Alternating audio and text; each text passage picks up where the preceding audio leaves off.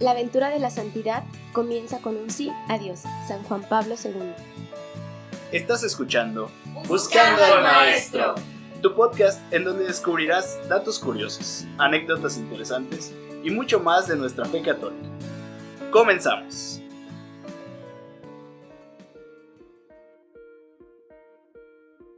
Muy buenas tardes, jóvenes.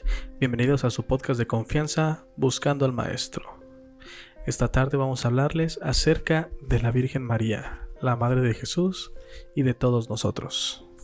Y bueno, dinos, Borra, ¿con qué vamos a iniciar el día de hoy en este podcast? Vamos a comenzar con un poquito de historia de la Virgen María. La Virgen María, la Madre de Jesús de Nazaret, fue una mujer judía de Nazaret de Galilea, que según diversos pasajes pertenecientes al Evangelio de Mateo, a Lucas y a los Hechos de los Apóstoles, como también a distintos textos apócrifos, tales como el Protoevangelio de Santiago, vivió entre fines del siglo I y mediados del siglo I, obviamente del siglo I a.C. y del siglo I después de Cristo. La presencia de María es atestiguada por las principales corrientes del cristianismo primitivo, que terminaron por integrar el canon bíblico, primero de forma alusiva en el cristianismo paulino y luego con mayor énfasis en el cristianismo sinóptico y joánico, desde donde se la considera una personalidad cualificada y en más de un sentido única, partícipe singular de un momento clave en la historia de la salvación, la encarnación de Jesucristo, y copartícipe de otros dos, la crucifixión y la muerte de Jesús, y la conformación de la primera comunidad cristiana, orante mediante antes de la venida del Espíritu Santo en Pentecostés. O sea que básicamente esta fue la manera en la que ingresó María a la Biblia, a todo lo que viene siendo el canon de la Biblia. Exactamente, y cómo se le da un énfasis grande a partir de ciertas épocas o de cierta reestructuración de la Biblia. Nos dimos cuenta de cómo la Virgen María era una gran partícipe de estos eventos de la historia de la salvación, entonces tenía que tener su momento especial dentro de las Escrituras. Sin embargo, nada más se habla de ella a partir de cuando se casa con José, ¿no? Sí, tenemos muy poco conocimiento acerca de... No hay como que información previa de ella en la Biblia como tal. Conocimiento. Entonces, en dado caso tenemos conocimiento, por ejemplo, de quiénes son sus papás, que es San Joaquín y Santa Ana. Ajá. Pero realmente un conocimiento previo solo se llega a decir por puro... pues por pura cultura más bien, porque no es como tal algo que tenga comprobado. Se llega a decir por pura cultura que era una niña muy linda, que era una niña muy bien portada, pero ciertamente no tenemos como tal un registro específico histórico en el cual se demuestre que ella era una adolescente o niña bien portada. Ajá.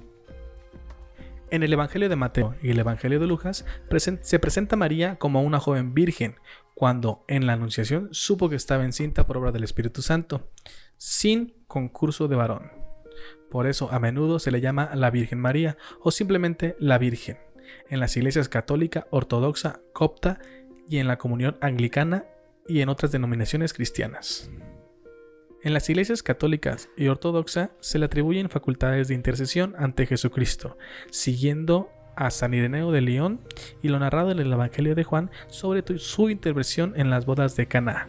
Que cabe mencionar que fue uno de los primeros milagros de Jesús, ¿no? Efectivamente, de hecho lo comenta él en la lectura que aún no era su tiempo, más sin embargo por intercesión de María fue por lo que ese milagro... Que fue que se lo pidió, ¿no? Exacto.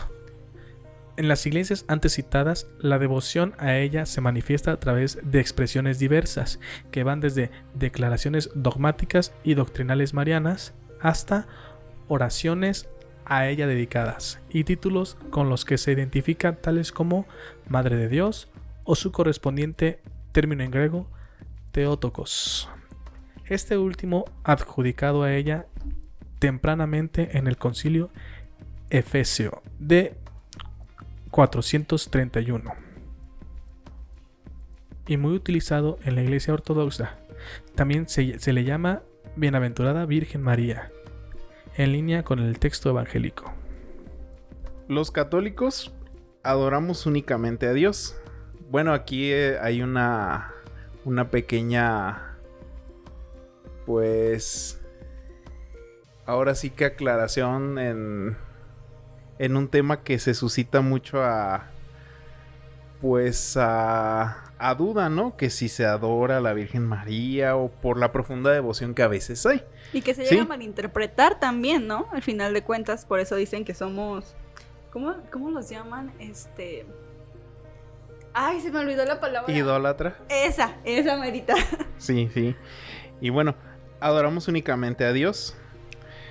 Pero pese a eso, pues reconocemos o tenemos en un lugar también fundamental y pues en un lugar como muy especial a la Virgen María. Porque pues como hemos estado escuchando, o sea, es la madre de Dios, o sea,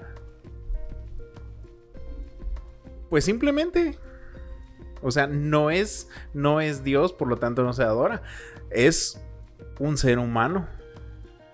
A final de cuentas, entonces pues tiene su lugar especial como madre de Dios. Y vamos a hablar un poquito sobre lo que son los dogmas marianos. ¿Sí? Y bueno, para las personas que no sepan, ¿nos puedes decir qué es un dogma o qué significa esa palabra? Ah, muy bien, claro que sí. Un dogma es una verdad de fe, ¿sí? Una verdad que no se, pues, incuestionable, irrefutable se le llama. O sea, ahora sí que los fundamentos de toda nuestra fe, de lo que nosotros creemos, ¿sí? Son esas ideas sobre las cuales, pues, todo lo que nosotros profesamos, todo lo que nosotros celebramos, sobre eso está fundado, es en lo que nosotros creemos, ¿sí? Pues la referencia más palpable a lo que es un dogma, pues, está en el credo, que contiene básicamente, pues, todas esas verdades de fe que nosotros profesamos, sobre las que está fundamentada nuestra fe. Ahora sí que todo lo que creemos básicamente, ¿no? Sí, o sea, ahí están los fundamentos, entonces, pues son cosas que incuestionables, o sea, verdades que incluso a veces, pues, nos pudiera costar, trabajo entender, a veces no son, por ejemplo, pues cómo hablar de cómo poder medir a Dios Todopoderoso, o sea, verdades que pues pese a que no podamos como tal comprobar o por decir algo, pues creemos porque pues así son. Entonces sobre la Virgen pues hay 4 dogmas de los que vamos a hablar a continuación. El primero de ellos es la Inmaculada Concepción de María. Aquí no nos vamos a referir a la concepción de Jesús, ¿sí? Sino a la concepción de María. La concepción, pues recordemos, es el momento en el cual Dios crea el alma y la infunde en la materia orgánica que procede de los padres. La concepción es el momento donde comienza la vida humana. Y cuando hablamos del dogma de la Inmaculada Concepción, no nos referimos a la concepción de Jesús, como les decía, que fue obviamente concebido sin pecado. Entonces te refieres básicamente a cuando la Madre de María la concibió a ella. Uh-huh. A todo este hecho de que tuvo que tener una preparación especial y que tuvo que nacer sin pecado, y a todo ese aspecto es más o menos... Sí. No ando tan perdida. No, exactamente, es eso. Entonces, el dogma declara que María, la bienaventurada Virgen, fue preservada inmune de toda mancha del pecado original en el primer instante de su concepción, por singular gracia y privilegio de Dios omnipotente. ¿Sí? Porque pues estaba predispuesta para que fuera la madre de Dios, de Jesucristo, del Salvador. Entonces, pues hay esa predestinación, y es donde se nos habla de que, pues a final de cuentas, nadie ha tenido mayor gracia de nacer sin mancha. Bueno, solamente Jesús y María, que es su madre. vamos hablando de María totalmente como un ser humano, a diferencia de Jesús, que fue un ser humano, pero también era Dios. Exactamente, o sea, María, siendo humana, tuvo que nacer sin pecado y libre de toda mancha, tuvo que tener, por así decirlo, como que una preparación antes de que naciera, ¿no? Para poder venir al mundo y en algún punto ella ser la madre de Dios. Sí, exactamente. Ahora vamos a hablar un poquito de otro de los dogmas, ¿sí? La virginidad perpetua de María. Este es el dogma mariano más antiguo de la Iglesia, según el cual María fue virgen antes, durante y después del parto y no tuvo otros hijos, como luego por ahí llegamos a escuchar. Sí, hay un montón de rumores, un montón de veces que las personas, pero es que María tuvo otros hijos y pues la verdad es que no. Sí, donde se habla de, ahorita lo vamos a mencionar, algunas de las citas, donde se habla de, pues, de los hermanos de Jesús y todo eso. Entonces, pues vamos a entender esa parte.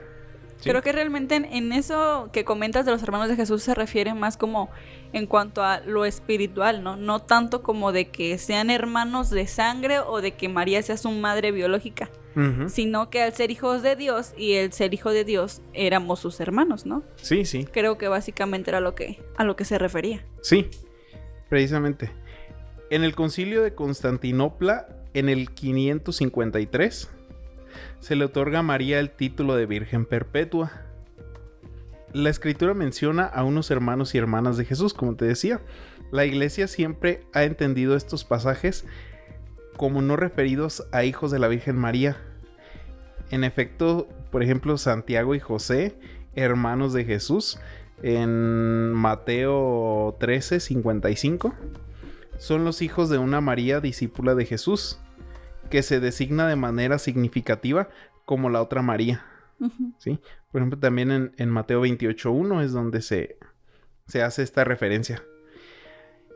Y por ejemplo, en este caso se trata de parientes próximos a Jesús, según una expresión conocida del Antiguo Testamento.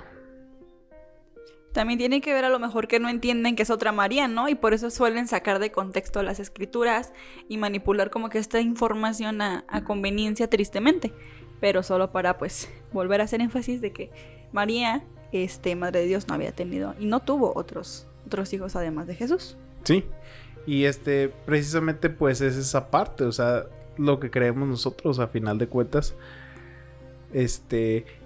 entendemos y vemos aquí que efectivamente María concibe por obra y gracia del Espíritu Santo. Sí, claro. Sí, es donde aclaramos es donde la Iglesia aclara ese punto, ¿sí? Que no es que viene precisamente pues de Dios, que es Dios quien quiere venir a nosotros en pues de María, ¿sí? Vamos a hablar del tercero ahora, que es la Asunción de la Virgen María, ¿sí? Finalmente, la Virgen Inmaculada, preservada inmune de toda mancha de pecado original, terminado el curso de su vida en la tierra, fue asunta en cuerpo y alma a la gloria del cielo y enaltecida por Dios como reina del universo, para ser confirmada más plenamente a su Hijo. Una referencia del Catecismo de la Iglesia Católica del 966. Este dogma fue proclamado por el Papa Pío XII el 1 de noviembre de 1950, decretando como solemnidad el día 15 de agosto para su celebración en el calendario litúrgico. En muchos países este día es feriado, como se le llama litúrgicamente, y para nosotros, o bueno, por lo menos aquí en México, es una fiesta pues muy importante. Incluso para algunos es una fiesta de precepto. Es decir que asistir a la Eucaristía este día es obligatorio. ¿Sí? Vamos aquí a tocar otra palabra que pues siempre causa un poquito de duda, de confusión, ¿sí? La Asunción. Ah, exactamente. La Asunción de María y no ascensión, como es el caso de Jesús. Este misterio de la ascensión básicamente consiste en que la Virgen María es elevada, es ascendida por ángeles, no por sus propios medios. A diferencia de Jesús, que se le llama ascensión porque él asciende por sus propios medios. O sea, porque es Dios. Sí, hay una diferencia. María subió al cielo por medio de ángeles y Jesús no, subió por medio de que, como tú dices, era Dios, o sea, por su propio poder. Sí. Aquí pues hablamos de Dios, pues quiere o desea preservarla al final de sus días. Por eso históricamente pues se le retrata rodeada de ángeles que la van elevando entre las nubes. Entonces pues aquí otra parte donde pues no se habla como tal de la muerte de la Virgen María, sino a veces le maneja como la dormición, porque a final de cuentas pues ella al final, como decimos, de su camino en esta vida, en la tierra, pues precisamente por sus méritos, por quien es la Madre de Dios, a pesar de ser pues un ser humano, de no ser Dios, pues Dios quiere regalarle esa gracia que nadie más tiene.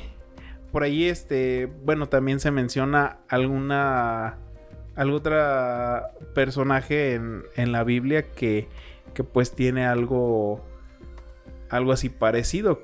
Es el caso, por ejemplo, del profeta Elías, donde se habla que es llevado por un carro de fuego que es llevado al cielo. Entonces, pero hablamos aquí sobre la Virgen María como pues por su especial misión y por su especial condición, pues ahora sí que Dios le regala ese privilegio de ser llevada en cuerpo y alma. Y vamos con el último de los 4 dogmas marianos, que es la maternidad divina de María. La maternidad divina es el fundamento del culto mariano. Jesús es hombre y Dios al mismo tiempo. No es 2 personas en una, sino una persona que integra estas 2 naturalezas. María entonces es madre de Jesús en su integridad, es decir, es madre de Dios también. La Virgen María es madre de Dios porque su Hijo Cristo es Dios. Entonces, pues, esta es una de las fiestas más antiguas, ¿sí? Sobre la Madre de Dios, que se celebra el 1 de enero. Que también hay mucha controversia en ese aspecto, ¿no, Jesús? En el hecho de que nosotros decimos que es Madre de Dios y muchas personas dicen que no, o sea, se niegan rotundamente a creer en eso, pero no comprenden que no se puede separar la parte humana de la parte divina que tiene Jesús, y por tanto sí es Madre de Dios. Pero sí, yo he escuchado muchísimas personas, y en mi caso, que me la paso de repente viendo TikToks, que en general el contenido que me aparece son cosas católicas, o de repente de algunos chicos cristianos, y hablan sobre eso, sobre que dicen que no es Madre de Dios y no le dan la importancia que realmente merece. Sí, es que aquí pues no se habla, o sea, simplemente de ella es madre de una parte, o sea, Jesús, pues debemos entenderlo como tal, que era hombre y a la vez Dios, como dices. Entonces, pues dudar un poquito de la Virgen, yo diría que pues también es dudar de esa parte, ¿sí? De que Jesús fue hombre y fue Dios. Sí, porque... Entonces, es, pues ahora sí, con una expresión más coloquial, o sea, es ahora sí que el paquete completo, o sea, sí, exacto. Es madre de Cristo, ¿sí?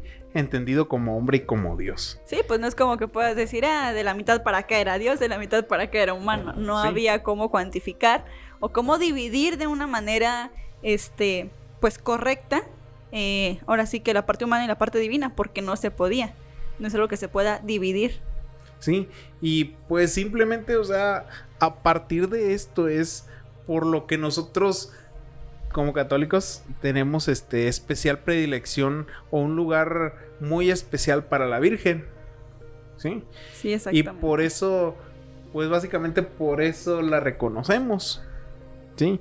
Por eso hablamos de que Dios la predestinó, de que de su Inmaculada Concepción, de aquí se derivan los demás dogmas, a final de cuentas. Pues esta es la gran misión que Dios le encomienda, ser la madre de Dios. Sí. Y ser la madre de Jesús, o sea, completamente. Sí, exactamente. Bueno, y ahora haciendo un pequeño paréntesis, cabe aclarar que nosotros como católicos vemos y sabemos que María es una intercesora y no una mediadora, porque hay muchas personas que confunden estos dos términos y piensan que los católicos creemos que es lo mismo cuando realmente no. Mediador solamente es Jesucristo y un intercesor es aquella persona que pide por nosotros o que interviene para cuando nosotros pedimos un milagro, un favor o algo así. Ese es un intercesor. Y creo que eso es algo que deberíamos de tener más presente, Mai, porque además de que es algo bastante criticado en nuestra religión, es algo que a veces nosotros mismos no creemos. Al final de cuentas, como tú dices, no debemos olvidar de quién viene directamente el favor y la gracia. Exactamente, y hay ciertos casos en los que obviamente las personas no diferencian o no saben de esta diferencia y lo tienden a malinterpretar. Y al malinterpretarlo, al pasar la información a otra persona, pues ya se lleva como que ahora sí el hilito del chisme de que nosotros creemos que es esto, que creemos que es lo otro, y pues es por eso que somos tan criticadas, ¿verdad? Bueno, la etimología de advocación nos lleva al vocablo latino de advocatio, que es el concepto que se emplea para nombrar el amparo, el resguardo, la defensa, la protección. En este caso de un pueblo o de una entidad, ya sea por parte de un santo o de algún ser de divinidad. Es importante conocer que también existen los dogmas, perdón, las advocaciones a María, no solamente a los santos. Este término se emplea para hacer referencia a todo tipo de atributos, características, dones, e incluso apariciones que tienen que ver con la Virgen María, la Madre de Jesús. Bueno, no sé si tú sabías, Carlita, que hay dos tipos fundamentales de advocaciones marianas. No, nunca he escuchado hablar de ellas. Pues mira, yo tampoco había escuchado hasta el día de ayer que me puse a investigar fervientemente todavía más. Y en este caso son las terrenales, que se refieren a las apariciones que se consideran de la Virgen en la tierra. Apariciones que precisamente luego dan lugar a alguna construcción de alguna capilla, santuario, iglesias o cosas así. Y la otra son las advocaciones marianas místicas, que en este caso hacen referencia a los fenómenos sobrenaturales o misteriosos que giran en torno a la Virgen María. Ah, ok. O sea, ¿esos serían como los milagros? Ajá, básicamente. Que obviamente se logran por su intercesión. Sí. No porque ella los haga directamente. Exactamente, que es por intercesión de ella que llegan a suceder, pues básicamente, ¿no? Y bueno, hay demasiadas advocaciones de la Virgen María y cabe resaltar que no es que sean diferentes vírgenes, porque en general luego dicen, ay, ¿a cuál de todas las vírgenes le rezas? O ¿a cuál de todas las vírgenes te vas a encomendar o vas a pedir la intercesión? Y piensan que son muchas vírgenes Marías y es realmente solo una, pero las advocaciones son como que lo que marca de el lugar de donde son, o por ejemplo el favor que hicieron en el lugar que aparecieron. Es como... Y también ayudan como a dar un poco de identidad. Digo, en nuestro caso tenemos una aparición mariana muy significativa, que es la Virgen de Guadalupe, y obviamente pues no... Yo pienso que es el propósito de su aparición en México, y el tener ciertas características y elementos de nuestro territorio son para que nosotros nos podamos sentir identificada con o sea, o podíamos sentir como esa conexión con ella, ¿no? Ajá. El que se apareció en nuestro país, en un lugar especial, a una persona, pues, que es de la misma raza que nosotros, supongo, ¿no? Sí, nos hace sentir como que más protegidos de alguna manera, o sea, Ujú. que tomen como parte de la identidad que tenemos como sociedad o como país, en este caso nosotros, nos hace sentir como que más protegidos, más confiados y nos hace como que, no sé, como ver todo esto desde una perspectiva diferente y es básicamente lo que pasa. También resalta en las advocaciones no nada más como que el lugar, o no tiene nada más, por ejemplo, las advocaciones nombre de algún lugar en específico, sino que resalta cosas, puede ser con las que apareció o lo que dijo, o por ejemplo está la de la Inmaculada Concepción, o sea, es no nada más puede ser del lugar, sino como que sus virtudes básicamente, ¿no? Y hay un sinfín de advocaciones que nunca terminaríamos de mencionar. Ajá. Y como tú dijiste, está Nuestra Señora de Guadalupe, está de Nicaragua, perdón, la Inmaculada Concepción de María. Hay un sinfín. En El Salvador está Nuestra Señora de la Paz. En Guatemala, Nuestra Señora del Rosario. Hay un sinfín y cada una de las historias tiene como que un trasfondo muy, muy padre. Por ejemplo, como lo de la Virgen de Fátima, que se le aparece a los niños.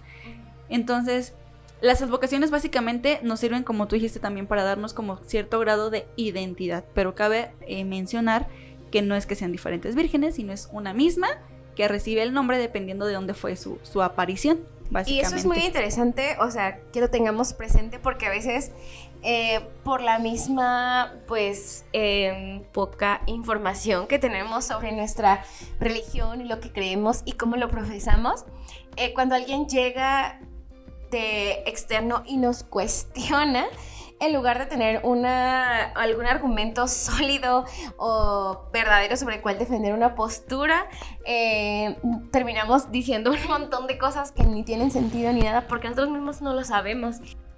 Es importante que no olvidemos pues que ella es únicamente una intercesora. Sí, y exactamente como tú dijiste, que no tiene nada de malo el quererla, el amarla y el pedir su intercesión, porque muchas personas piensan que está mal, pero ¿cómo podría estar mal querer a María si Jesús le dio el lugar que en tan alto, por así decirlo, en tan alta gracia, en respetarla, en elegirla como madre? Bien dicen que nunca vamos a amar a María más de lo que la amaba Jesús al final de cuentas, ¿no? Bueno, y aunque han habido muchas apariciones marianas a lo largo de la historia, solo hay algunas que la iglesia ha avalado y las cuales reconoce y a las cuales permite la veneración y la advocación. Ahora sí que son las canon, pues, o sea, las que ya Exacto. dijeron, estas sí pasaron, son las que quedan. Y estas son Nuestra Señora de Guadalupe en 1531, Nuestra Señora de Coromoto en 1652, Nuestra Señora de Siluba en 1608, Nuestra Señora de Laus en 1664 y hasta 1718 terminaron sus apariciones, Nuestra Señora de la Medalla Milagrosa en 1830, Nuestra Señora de Salet en 1846, Nuestra Señora de Lourdes en 1858, Nuestra Señora de Pontmain en 1871, Nuestra Señora de Nuestra Señora de Yetzwald, probablemente está muy mal pronunciado, pero de por allá lejos, suena como alemana. Suena muy lejos, la verdad.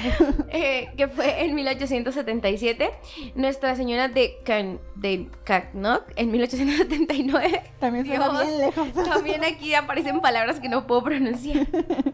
Nuestra Señora de Fátima en 1917.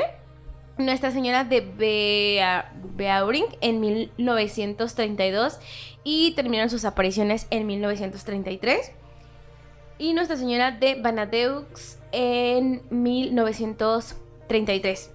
La mayoría fueron en 1800, ¿no? O sea, escuché que fueron muchísimas en los 1800. En todo ese transcurso de ese año hubo un montón. Exacto. Sin embargo, la primera aparición mariana que tiene registrada la historia de la Iglesia Católica se remonta a la Virgen del Pilar, que de acuerdo a los documentos del siglo VIII, se apareció la Virgen María, aún ella estando viva en Jerusalén, al apóstol Santiago el Mayor, cuando éste predicaba en tierras españolas junto al río Ebro. O sea, fue cuando todavía estaba con vida. Exactamente, ella aún estaba viva. Mira. Y ya viste que los apóstoles pues se fueron por todo el mundo a hacer su misión, y ella se le apareció a Santiago el Mayor cuando estaba en España, y pues ese es el primer registro de aparición mariana que se tiene. Wow. Ahora vamos a una parte muy interesante, y es que el Papa Francisco, cuando ha sido cuestionado con respecto a su postura de las apariciones marianas, él ha sido bastante claro y enérgico en el hecho de decir que las respeta, pero... Ok, voy a citar la opinión del Papa Francisco, y dice: yo personalmente soy más malo. Yo prefiero a la Virgen Madre, nuestra Madre, y no a la Virgen Jefe de Oficina Telegráfica, que todos los días envía un mensaje a tal hora. Esta no es la Madre de Jesús. Estas presuntas apariciones no tienen tanto valor, y esto lo digo como una opinión personal, pero está claro. Y con esto el Papa Francisco nos reitera que la Madre de Dios nos ama a todos, y sobre todo que dejemos de ver a la Virgen María como un correo o como una oficina de telegrama a la que únicamente recurrimos a ella para pedirle favores, para pedirle intercesiones, para pedirle que nos ayude. Creo que olvidamos mucho el sentido de ella, o sea, de que pues obviamente es como ir y a lo mejor pedirle fortaleza, paciencia, su amor, su protección, y no solamente, por favor, cura a mi enfermo, por favor, ayúdame. Claro que ella lo hace y lo hace con mucho gusto y lleva nuestro mensaje, pero creo que el Papa nos llama mucho a eso, a que dejemos de verlo únicamente como una mensajera. Ajá, como alguien que vaya a llevar el mensaje, sino más bien como alguien de quien tenemos que aprender, ¿no? Exacto. Así como menciona que a María, Madre de Dios, o sea, literal sin ninguna advocación, y es básicamente, supongo, por todas las virtudes que tiene y por todo lo bueno que podemos aprender, ¿no?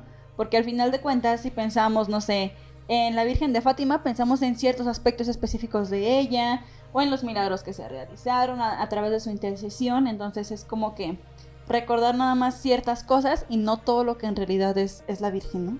Claro, y quiero que quede muy claro con esto que pues el Papa no está haciendo como a un lado a la Virgen. De hecho, su amor hacia ella y la manera en que él relaciona su trabajo en la iglesia, tomándola como ella como ejemplo, es muy especial. Y lo deja también en un comentario, y dice que ella en ella ha visto una imagen de la iglesia y de cómo esta debería ser: madre, acogedora, maestra, amiga y misericordiosa. Por eso es tan especial para él la Virgen, porque es un gran ejemplo, pero él también deja muy claro eso, que no únicamente la debemos de ver como un buzón o como alguien a quien recurrimos únicamente a pedirle favores. Que no olvidemos cuál es, pues, quién realmente es ella.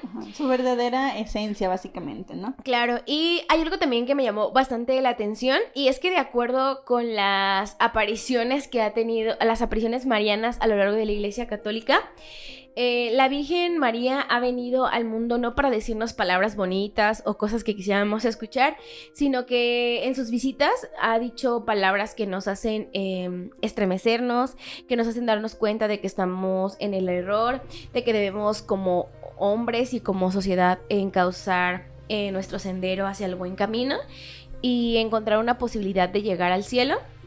Y esto es porque pues de ser así, en caso contrario, pues qué sentido tendría que ella viniera a la tierra si no es para recordarnos que debemos de siempre buscar encontrar el buen camino. Exacto. Y ya, me pareció bastante interesante sobre todo eso que dice el Papa, cómo la pone a ella de ejemplo de cómo debería ser nuestra iglesia y por lo tanto cómo deberíamos hacer nosotros como iglesia viviente. Y le vuelvo a repetir las palabras. En cómo debería ser la iglesia a semejanza de María. madre, acogedora, maestra, amiga y misericordiosa. También podemos ver dentro de el misticismo de María que tiene 7 momentos específicos en los cuales sufrió mucho dolor, no solamente a lo mejor no tanto como físico, sino más bien fue algo más espiritual y mental que fue donde ella sufrió, y es precisamente lo que vamos a ver a continuación. El primero de ellos es la profecía del anciano Simeón. Si recuerdas, fue cuando ellos fueron a hacer la presentación del niño Jesús al templo.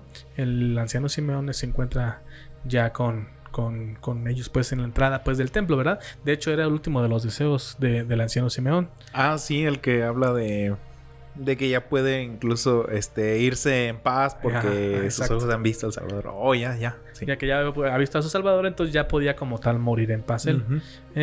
Precisamente en ese momento es cuando el anciano Simeón le dice que una espada de dolor atravesará su corazón, y es aquí cuando empieza como tal la profecía acerca del dolor que va a sufrir ahora sí que la Virgen María, sí, por toda la misión pues y la historia de la salvación que era a lo cual venía Jesús. El segundo de estos dolores es la huida de Egipto.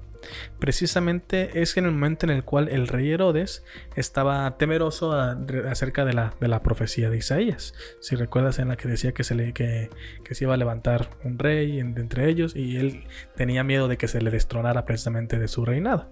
Ah, sí, claro, de lo que hablaban los profetas, claro. y que pues él temía que esas profecías se cumplieran. Sí, pues él lo que no quería era perder el poder que él tenía. Entonces, sí, claro, ya ves que la gente en el poder pues ciertamente pierde pues muchas veces la cabeza y llega a hacer cosas pues que no son pues razonables pues, y ese fue uno de los actos que precisamente Herodes hizo, porque mandó matar a todos los primogénitos de todos los judíos, creo, ¿verdad? Empezó a hacer si no es que de toda la región. Entonces la Virgen María tuvo precisamente que huir de esta ahora sí que masacre que se estaba realizando. Sí. Para con los niños. Entonces tuvo mucho miedo. Entonces ese es el segundo dolor que ella sufrió. El tercer dolor que ella sufrió, y que fue algo así como que creo que la mayoría de los papás alguna vez lo han vivido, es precisamente el niño perdido y hallado en el templo. Jesús, cuando era niño, pues de repente un día, así como hoy en día, ¿no? De repente que vas al súper y que llevas a tu niña y que, ¡ay, tu niña dónde está! Y pues se te borró, ¿no? De repente. Entonces, pues sí. Algo por el estilo llegó a pasar, que él de repente se perdió. Entonces, pues María, con el conocimiento que ella tenía de la misión que pues que su hijo pues tenía encomendada de que era liberar a su pueblo, pues imagínate la presión que ella sintió. Obviamente primero está la preocupación de padre, ¿no? Pero me imagino todavía así como que échale un extra el saber todo el contexto de este hijo de Dios. Sí, claro, o sea, tiene al hijo de Dios, entonces no es como que, ay, señor, ya lo perdí. Sí, es que se me perdió. Ajá. ¿Cómo te explico, verdad? No, entonces, pues, precisamente la preocupación por todo el contexto que tenía María con este personaje tan importante de la historia. Entonces, pues sí fue una presión muy, muy fuerte.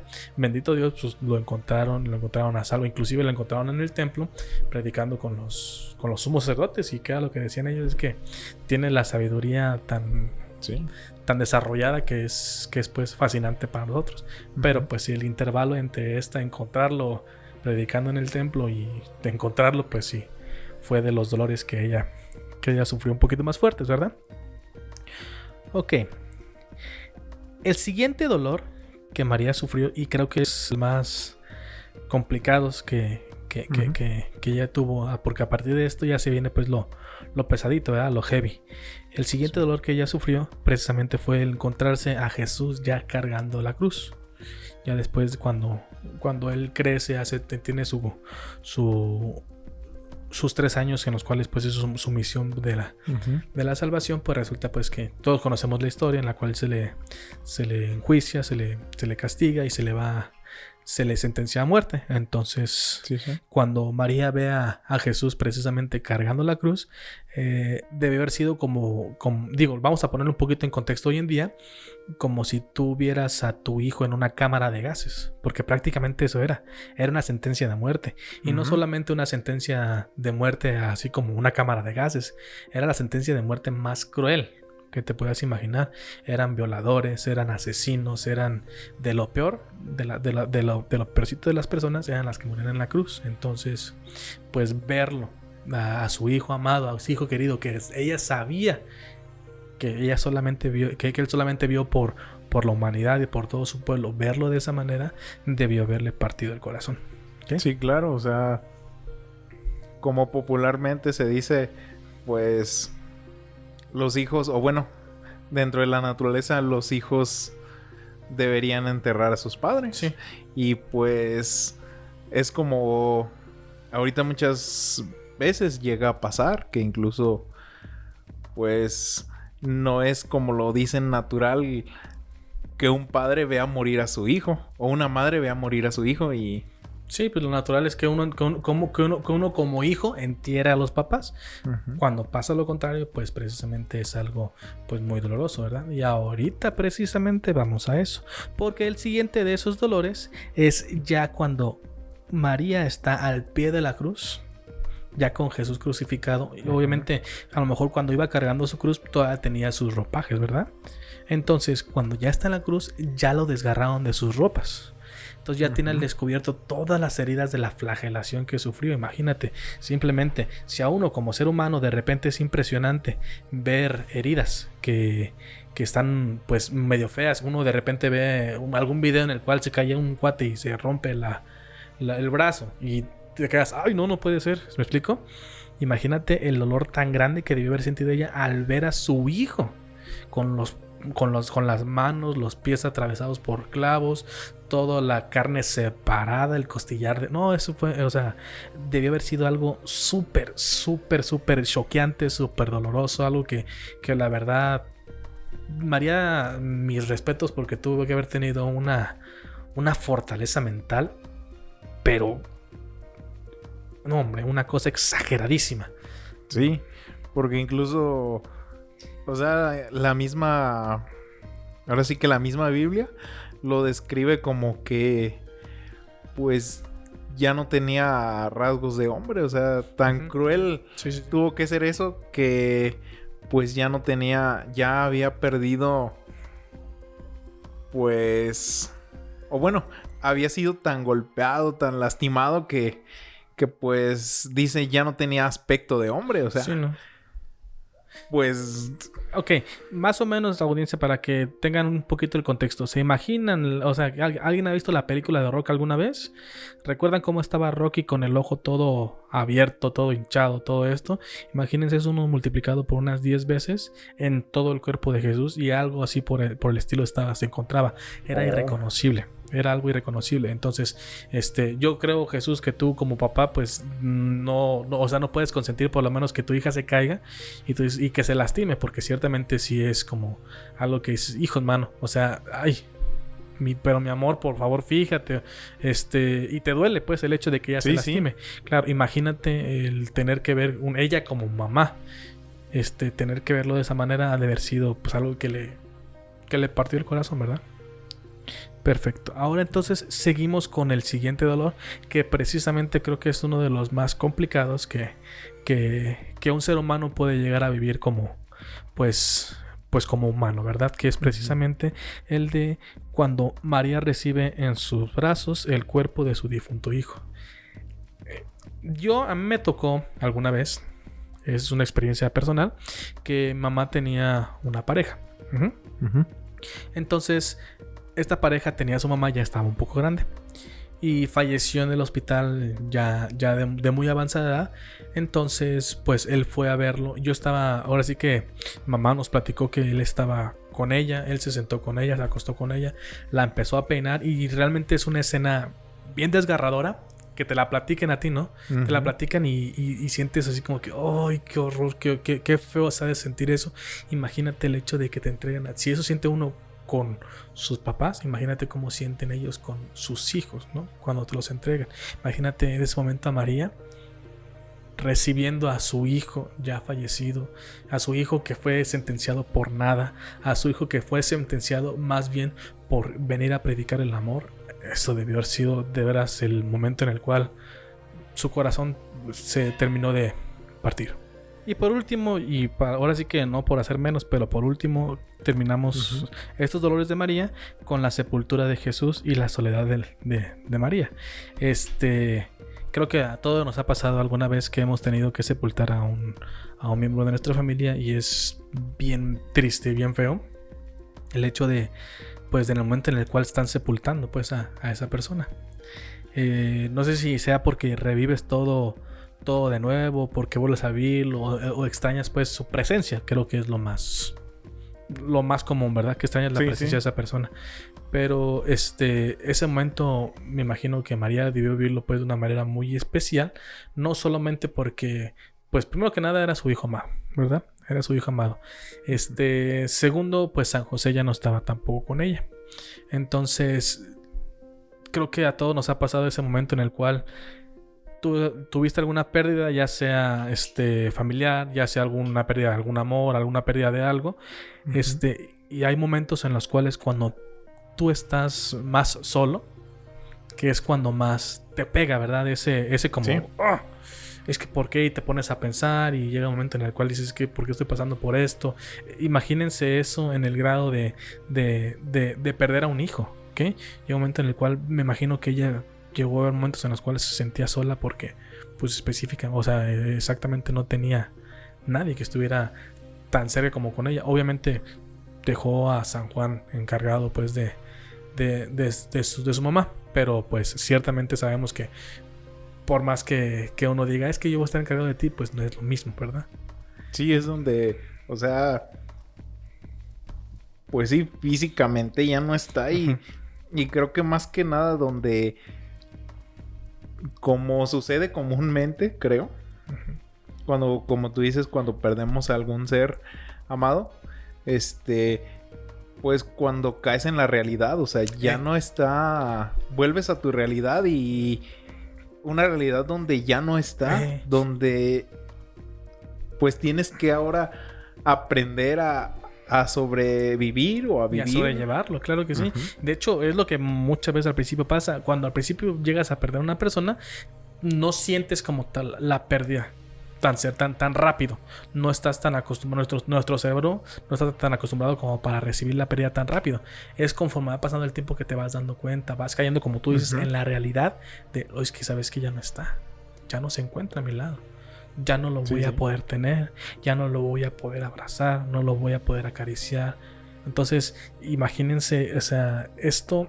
Recordemos que primero que nada, acabo de decirlo, María tuvo que haber tenido una mentaleza, una fuerza mental, una mentalidad increíblemente fuerte, pero a fin de cuentas era humana.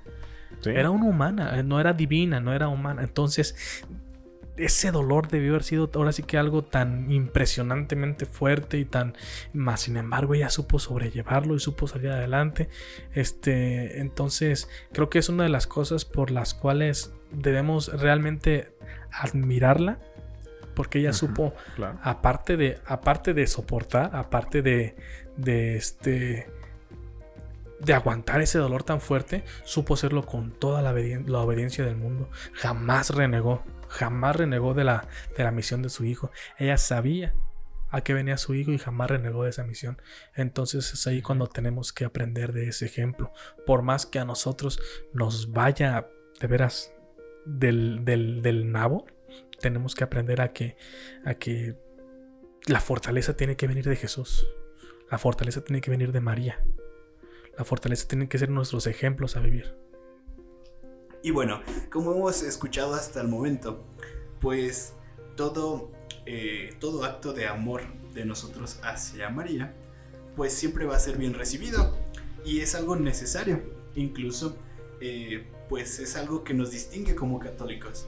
Como también escuchamos, varios de nuestros hermanos separados no reconocen nuestros dogmas o incluso pues se burlan en cierto modo de ellos, pero es algo que es parte de nuestra identidad, que podemos encontrar, por ejemplo, en el catecismo de la Iglesia Católica, que es pues básicamente donde se contiene toda nuestra doctrina, donde se contienen nuestras creencias.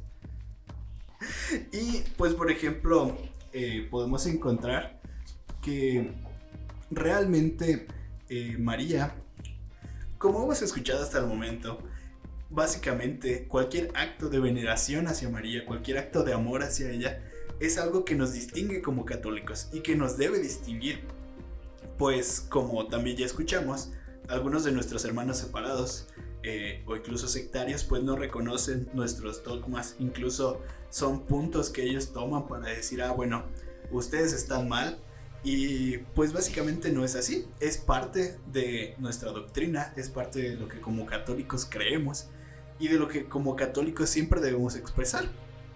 Exacto, a veces lo sacan un poquito de contexto como para valerse de eso y atacar a las personas que no están realmente informadas. Es donde los agarran como en curva y dicen, ¿verdad? No que sí sabías.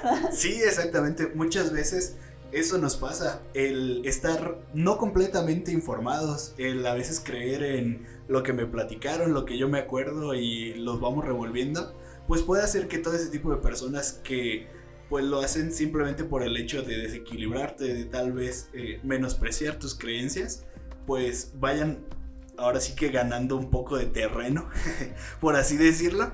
Es lo que hace que pues nosotros vayamos entendiendo o más bien malentendiendo todo este tipo de cuestiones. Por aquí les vamos a proponer 10 razones que nos dice el National Catholic Register que podemos hacer para crecer en el amor a la Madre de Dios, que también es Madre nuestra, como ya lo escuchamos anteriormente. El primer punto nos dice que amar a María es agradable a Dios.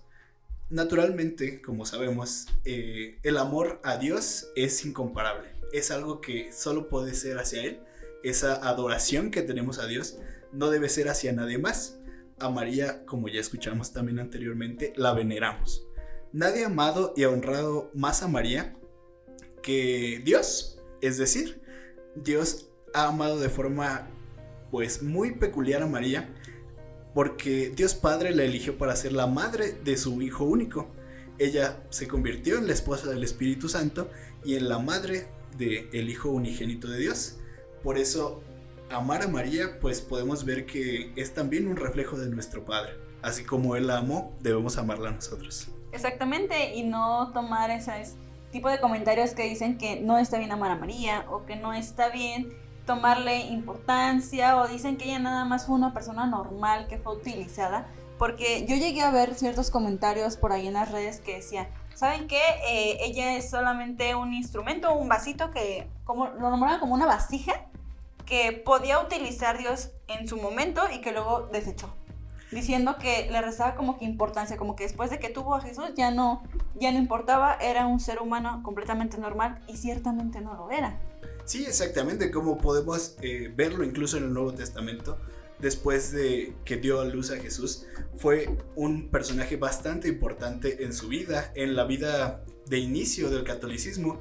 Incluso gracias a María podemos tener el primer milagro de Jesús. Sabemos que sin su intercesión, sin que ella pidiera ante él, pues probablemente Jesús hubiera esperado un poco más. Incluso él le dice en las bodas de Caná que su tiempo todavía no era, que él quería esperar un poco más para comenzar a hacer su vida pública, pero gracias a la intercesión de María, pues comienza Jesús a hacer milagros, y por eso hoy también la tomamos como nuestra intercesora. También respecto a que solamente fue un instrumento, podemos podemos encontrar en el catecismo que María fue mucho más que un instrumento de Dios.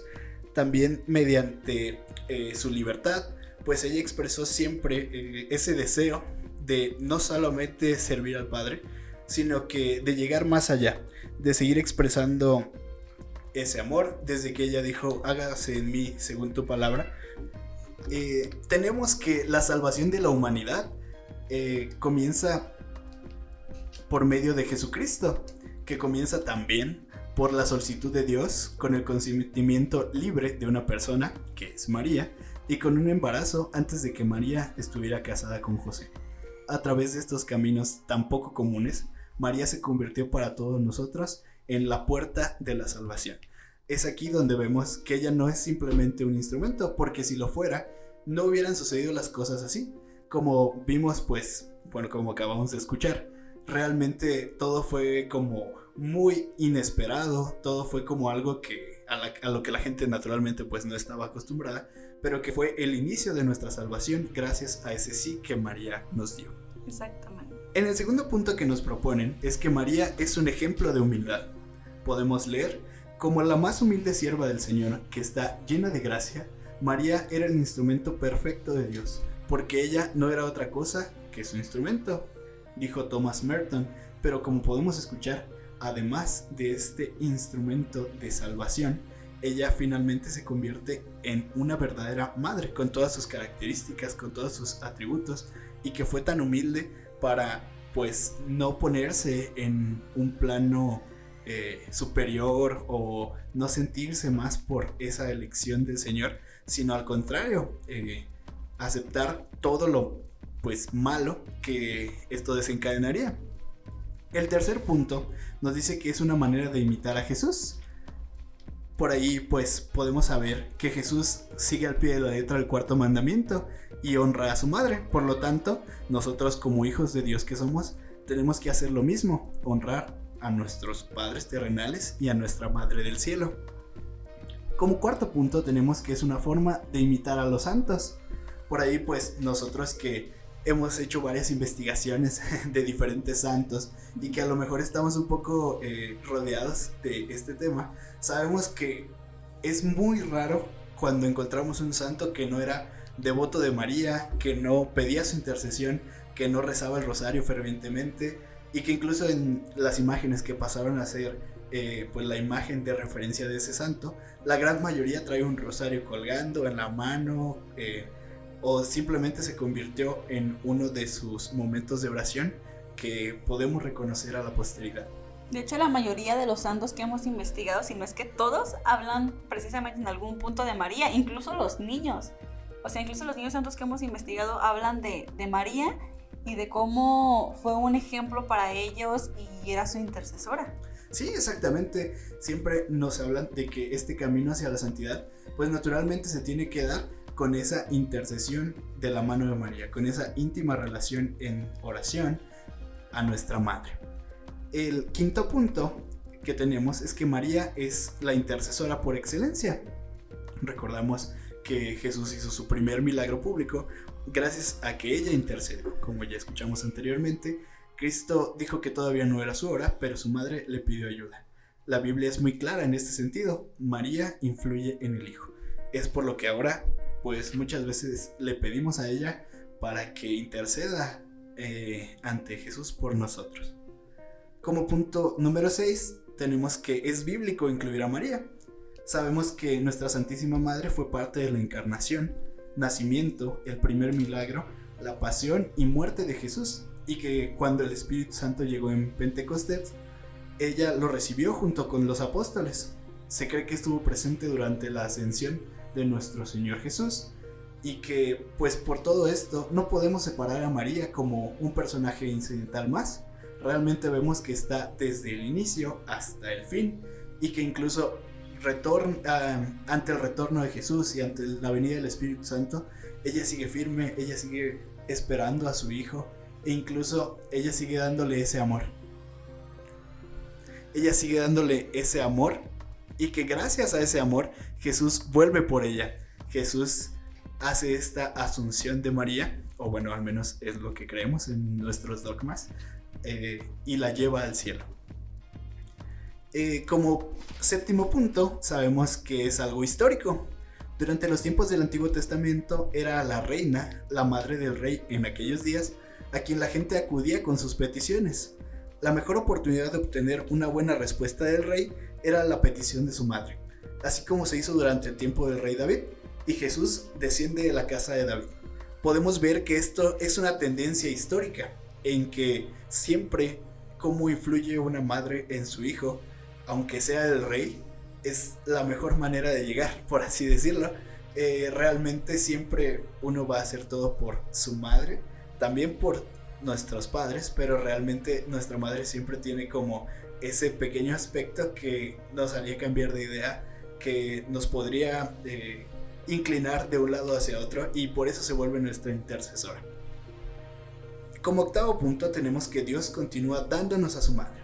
Una multitud de apariciones marianas, como acabamos de escuchar, se han ido aprobando por nuestra iglesia como una muestra de que Dios continúa enviando a su madre para que nos ayude. Pues ya escuchamos algunos ejemplos, como las apariciones en Fátima y todas estas apariciones que han venido a cambiar incluso pues toda nuestra fe católica. Como tal, se han vuelto parte de esas creencias, esas tradiciones y de toda esta identidad tan grande como católicos. Como noveno punto, tenemos que el rosario es un arma poderosa. El Padre Pío y muchos santos lo llamaron un arma contra el mal y lo rezaron continuamente. Hay muchas historias de milagros documentadas e historias personales atribuidas al rezo del rosario. Por ahí, pues, como ya lo mencionábamos, todos los santos eran muy devotos a rezar el rosario. Y es una práctica completamente recomendable pedirle a nuestra madre, acudir a ella por medio del rosario. Bueno, como décimo punto tenemos que María es justa. Nadie podría argumentar que ella no es la más justa, por ello la Biblia da fe del poder de sus oraciones. En Santiago, capítulo 5, versículo 16, sabemos que la oración del justo tiene un gran poder en su efecto. Y en el libro de los Proverbios, capítulo 15, versículo 20, tenemos que Dios oirá las oraciones de los justos. Por esto, nuestra Madre de Justicia, como también lo hemos escuchado, por ejemplo, en las letanías o en varias oraciones, ella siempre puede interceder por nosotros. Ella siempre va a influir en esa balanza de justicia ante Dios nuestro Señor. Y como sabemos, ella pues básicamente se relaciona con todas las figuras de Dios. No solo es la madre del Hijo, sino es la elegida por el Padre y la esposa del Espíritu Santo. Entonces, por eso María es ese personaje, no es el instrumento, no es alguien a quien demeritar, sino al contrario, es alguien que los católicos siempre acudimos, alguien que es nuestra madre y que siempre la vamos a querer y venerar como tal. Y bueno, esperamos que les guste, que lo compartan, que nos sigan apoyando en nuestras redes sociales y recuerden que estamos buscando al maestro.